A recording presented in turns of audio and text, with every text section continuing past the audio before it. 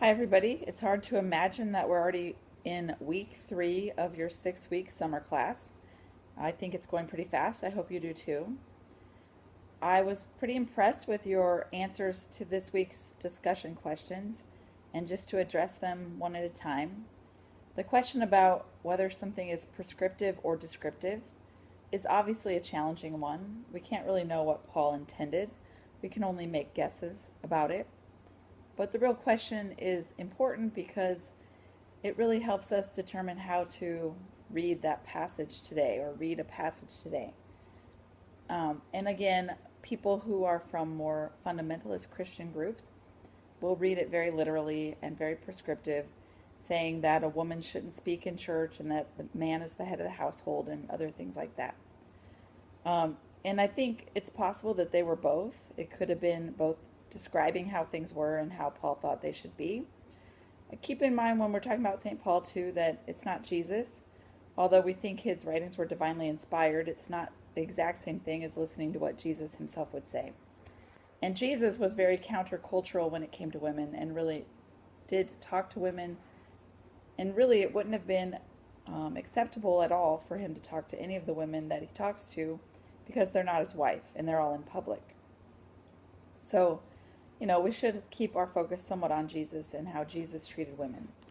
The second one dealt with the Gospels of Mark and John and the differences between those two. And I thought you guys did a great job of analyzing the differences. I know that the book kind of helped you with this, but I do think it's important to just note that a lot of you made some great points when you're pointing out when it was written, where it was written, who it was written by, and those are all good things to consider when looking at a Bible passage. And in the end, the significant thing is that the women in the stories were mentioned. This is saying, again, this is pretty countercultural, that women definitely were part of the ministry of Jesus and he definitely sought them out. And then second of all, that just by virtue of even their story being mentioned means that it was significant in the early Christian church. So now you're moving on to a new book. The book is called Her Story, and it has a different format. It's going to talk about kind of a historical backdrop in different time periods, and it will also try to help you see some excerpts from some of the writings of the time. So there'll always be excerpts at the end, and make sure you read those as well. When you take the quiz and test, there will be questions about those. Speaking of that, you do take a test at the end of this week. The test will be 40 questions instead of 20. You'll have twice as much time as you've been having.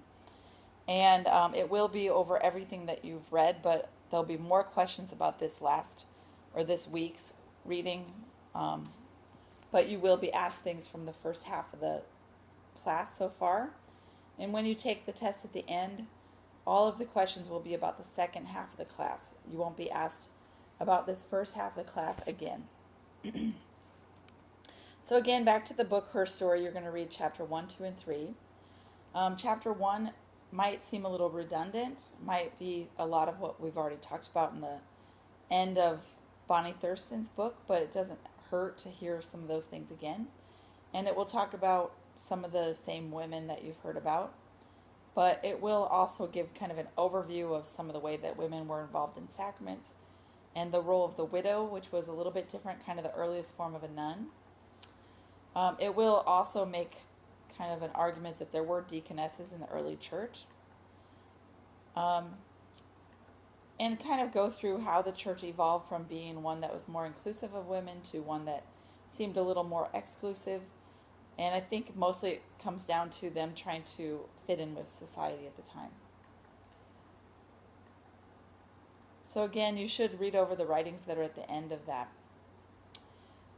In the second chapter, it will talk about the medieval church and kind of women being the pit or the throne, meaning that you're either held up to this really high kind of standard, which many virgins were, celibate women, or you're the worst people, you lead men to sin, and you're just designed by God to be flawed and sinful. And so women weren't kind of seen in the middle of the road. They were one of those two things. And so this led to kind of a growth of asceticism. This is like extreme self-denial. And we see this in some of the early Christian saints, female saints, as well as some of the early Christian orders of nuns. Um, so you'll hear about the role of women in the medieval church and how that was different, how that was kind of developing. And there were some female bishops and abbesses, possibly, at least some archaeological evidence might show that. Mary became very important at this time because women could relate to Mary, and because they were illiterate, they couldn't read the Bible, and so there just became a focus on Mary.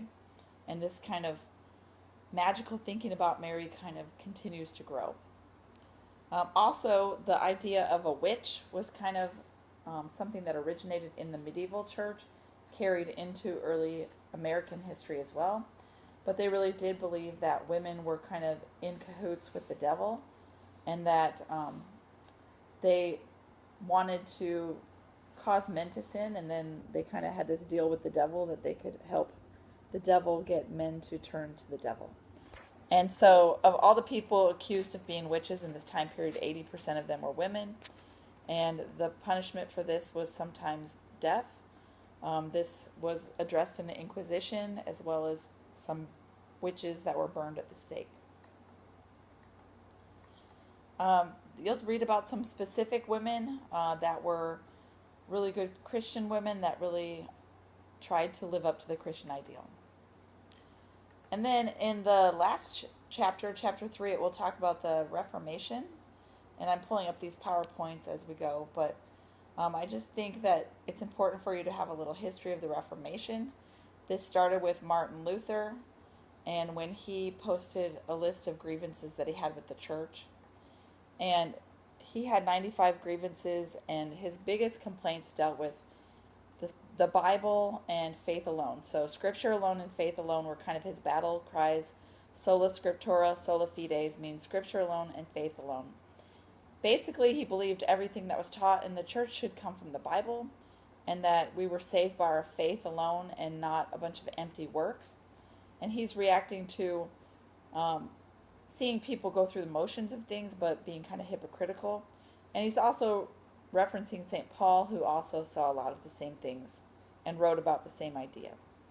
But so Martin Luther started this, and he was eventually excommunicated. There were several other reformers that you'll read about, and those reformers kind of advanced a different idea of Christianity. But it's interesting to really look at the Reformation from a point of view of women and how it changed the view of women. So the book will go into that a little bit more and talk about some of the reactions to the Reformation. So anyway, this week you're reading, you're participating in discussion. Next week, on Tuesday of next week, I think it's the 11th, you have a paper due. Paper 2 is a reflection paper, so this is less formal. You can use personal pronouns. You do have to first watch a movie, and I mentioned this in the last video. The movies are listed in the syllabus. You can find all of them at CSM's library if you can't find them anywhere else. I believe one of them, Dead Man Walking, is on Netflix. And anyway, if you do get them from the library at CSM, please try to watch them there or watch them quickly and return them. And once you watch the movie, then you're just simply reacting to it. It's a 2 to 3 page paper. You don't need a works cited page, but if you do quote the movie, you should have a works cited page referencing the movie. So have a great 4th of July, a great celebration with your families, and I will talk to you again next week.